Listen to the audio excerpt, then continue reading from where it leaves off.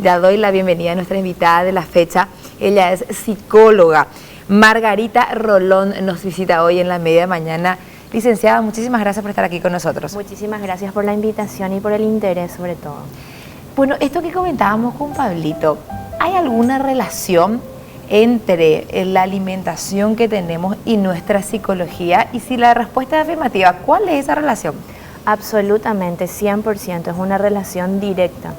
Muchas personas me preguntan qué tiene que ver la psicología con la nutrición. Absolutamente todo. ¿A qué se refiere?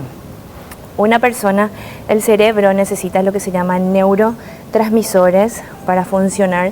Son los químicos que cumplen una función específica dentro del cerebro. Por ejemplo, siempre es el ejemplo que pongo porque es el ejemplo que la gente más entiende.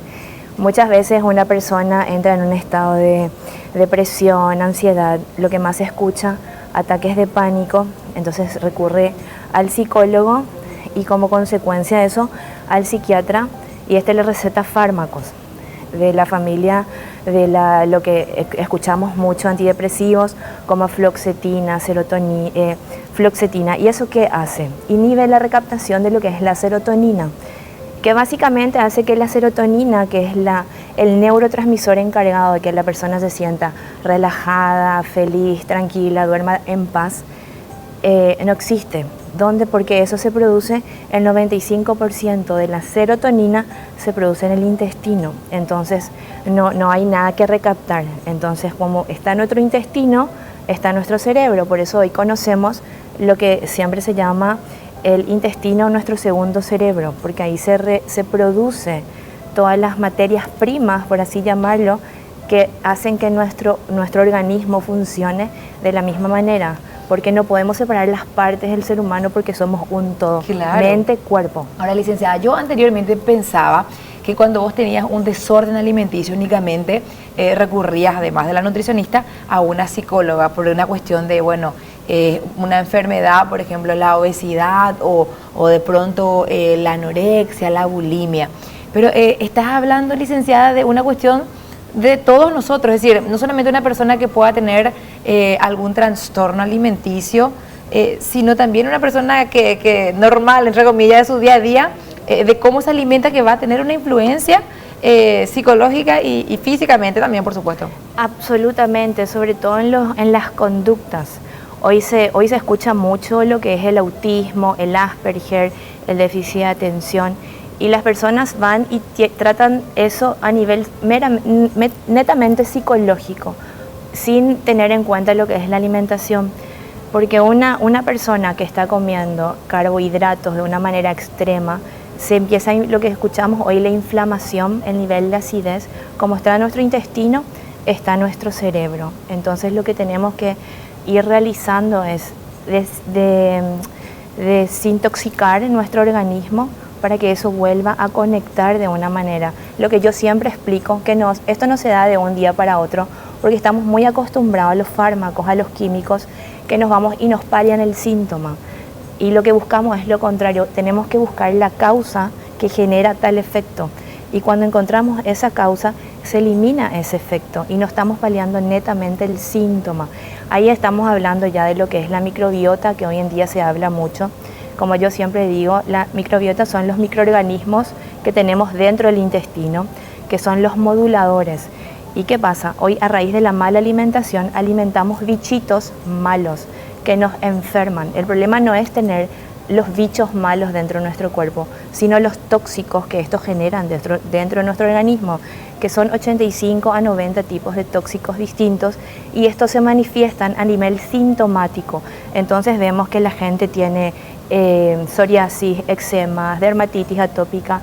¿Y qué pasa? Nos vamos a la farmacia y compramos una crema y tomamos corticoide, tomamos cortisona, y mientras estamos bajo los efectos de ese químico se mitigan los síntomas, pero al desaparecer ese químico vuelta a lo mismo, Claro. y es un ciclo repetitivo. Atacamos la consecuencia, no la causa. como estás diciendo. Exactamente. Pero qué fuerte esto que nos dice la licenciada de cómo está nuestro intestino, está nuestro cerebro. Esto es para mí muy fuerte, porque realmente es algo en lo que nosotros no nos detenemos a pensar. Es decir, no somos los paraguayos de prevenir enfermedades, de acudir al médico antes de padecer algún tipo de enfermedad, pero es muy interesante cómo avanza la ciencia hasta tal punto de contarnos esto que nos está contando la licenciada en este momento. En el pasado no nos íbamos a imaginar esto que está diciendo.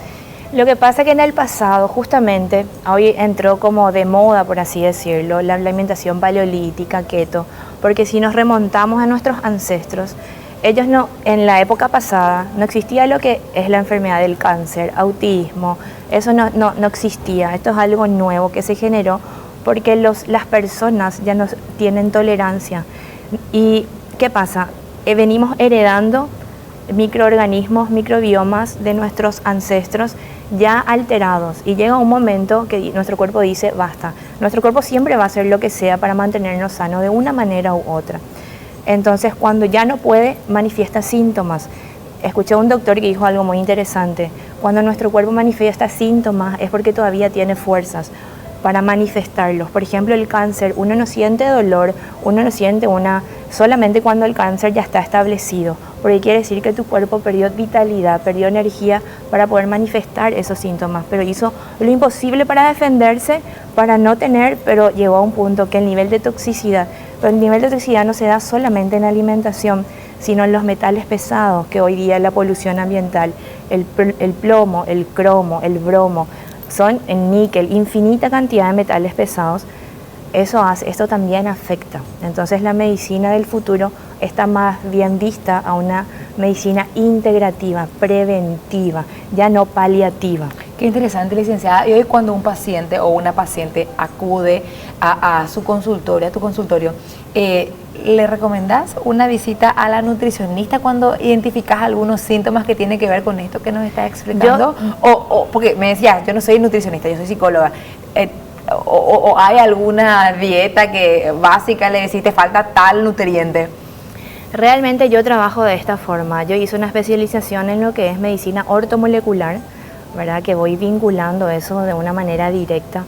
Entonces está mi página web, después pueden poner, sí. ¿verdad?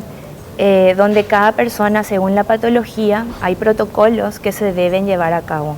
Es un proceso. Primero, generalmente hacemos una desintoxicación del intestino, una modulación de la microbiota con probióticos, prebióticos, para que eso pueda generar lo que el cuerpo necesita. Y luego empieza la suplementación. Todo es en base a natural, nada es fármaco, nada es químico. Son sales, minerales, macronutrientes y micronutrientes, lo que la persona necesita realmente. Y a medida que está en el proceso, la persona empieza a sentirse bien, empieza lo que es. Hay algo muy interesante que cuento al margen, ¿verdad? Que me pareció. Hay un test que hasta hoy día se utiliza, que es el test de los temperamentos, porque los que desarrolló Hipócrates, y se habla sobre el temperamento flemático, sanguíneo, colérico, que todo el mundo conoce. Sí. La palabra temperamento viene de la palabra temperatura, y la temperatura se mide a través de los líquidos del cuerpo, los fluidos como la sangre, la bilis amarilla, la bilis negra, la flema.